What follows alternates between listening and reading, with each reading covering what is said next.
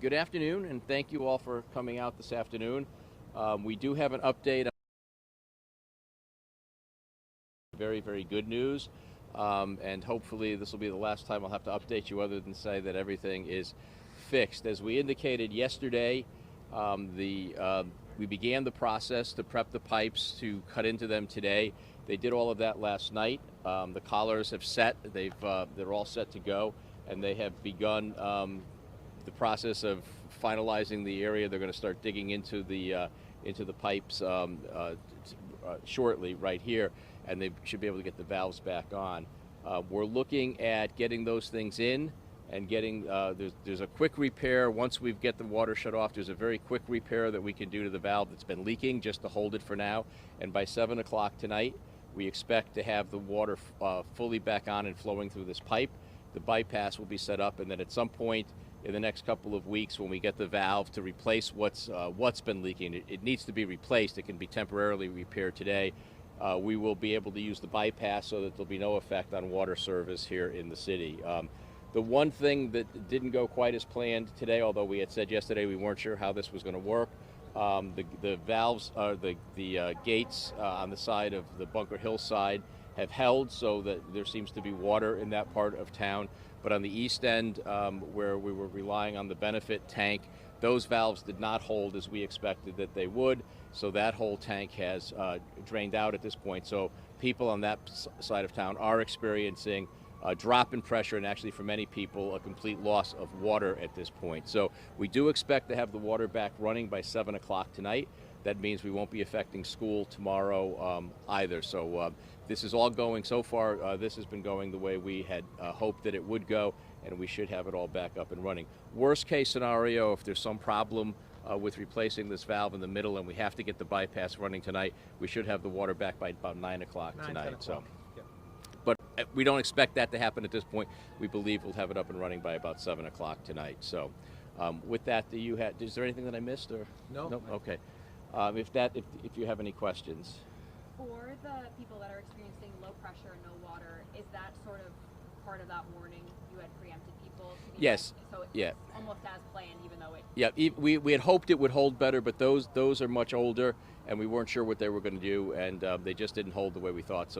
And we did not fill the benefit tank all the way up to cover that, because there was concern by the folks here that if they didn't hold as they didn't, and that started draining out, we'd be here much longer waiting for the water to stop running. So we wanted to be able to get this fixed today. So, but that is kind of what we warned people might happen yesterday. And so, I'm sorry, can you just go over what the temporary fix was that you guys did? It wasn't putting on a completely new valve, right? It was...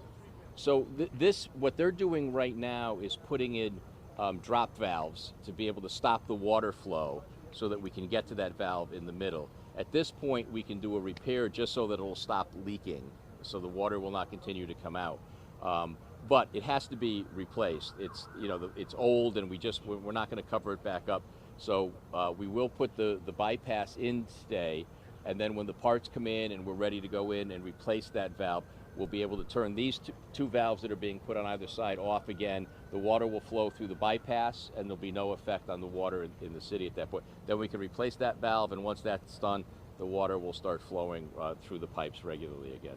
Got it. So for that more permanent solution, I know it's hard to say, but you said parts are coming in. What do you expect that to come on? So our valve contractor, Dayton Construction, is actively trying to find a valve to replace what's over there now. Because it's a 30-inch, it's not readily available. We're looking at options to perhaps change it to a 36 or a 24-inch valve, which is more available. Once that happens, we can put it in at any point with the bypass running with no effect on the city's water system.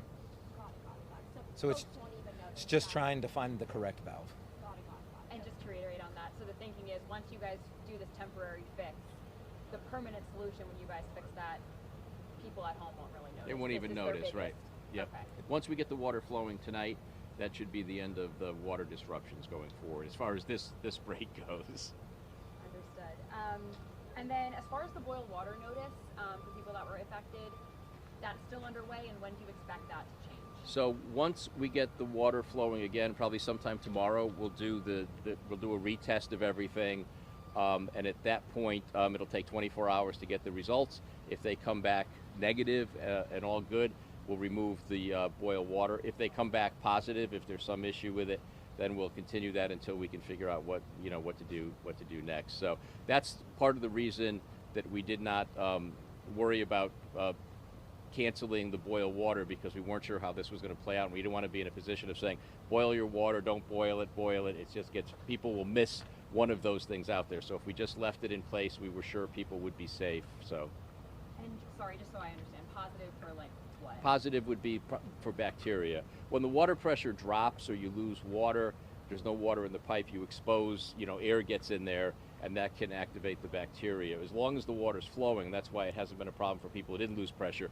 There's no issue with it. So, but the folks who have water today, even if they've got water today but they had lost it on Wednesday, should continue to boil until we do the final testing. And somebody just texted me that they were wondering, are you guys going to release the test results of the water once you get? Yes, once we get the final test all done, we'll release those test results and announce that they're either negative, which means it's all good, or if they're positive, what it's for and what we can do to try to resolve that. So we don't expect them to come back positive, but there's always that chance. But as far as people who didn't lose water pressure, or If you've never lost water pressure, it's safe to drink. it's safe to drink. My house, we never lost water pressure, and we've been drinking it. So, and anybody who didn't have that problem. But if you lost it Wednesday and you didn't lose it today, still boil water. I just want to be clear about that. I know this was not planned, obviously an emergency. What is the cost like for something like this, and where does that like kind of come from? So it will come from the Water Enterprise Fund. The sewer, water are separate enterprise funds from the general fund.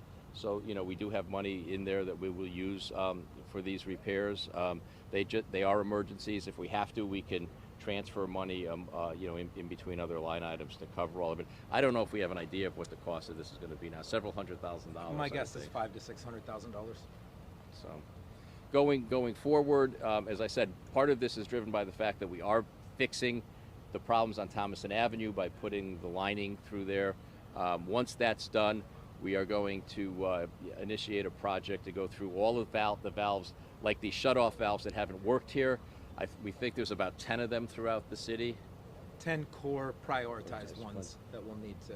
That we'll go through and just replace proactively or preemptively, so that we shouldn't have this problem with the shutoffs again, and we can localize problems. Historically, that's been a problem, and we're just going to address it. So.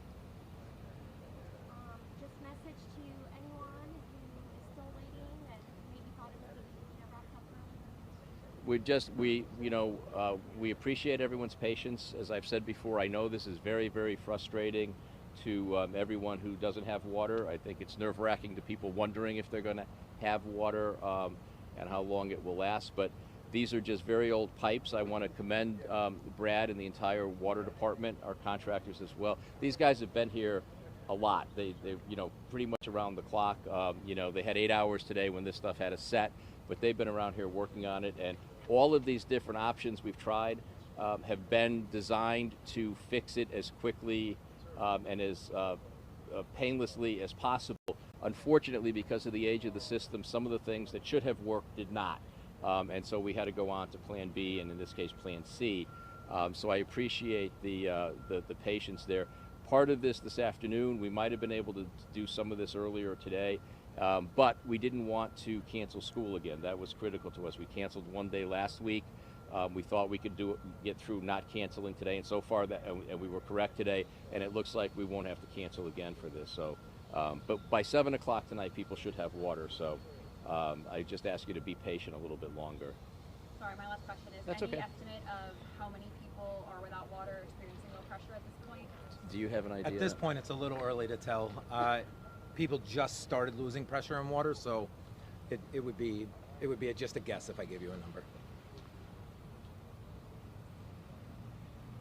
And Okay. I'm sorry, you said last week the pipes are they're about over 100 years old? The system itself is about 130 years old in places. Some of the pipes are over 100. This particular pipe was put in the 1940s. And the one on Thomason Avenue was put in the 1950s or 60s. Prior to that, there's other, in fact, there's a pipe that runs right under where you're standing now that's just a gravity-fed pipe. That's how the city system worked until the 40s and 50s when these main transmission lines were put in with more pressure and pumping to be able to get them to higher elevations and get them to fill the tank. So prior to that, there were a whole series of small pump stations around, and most of the water was fed by gravity. So the system is old, but some of these things are a little bit newer than that.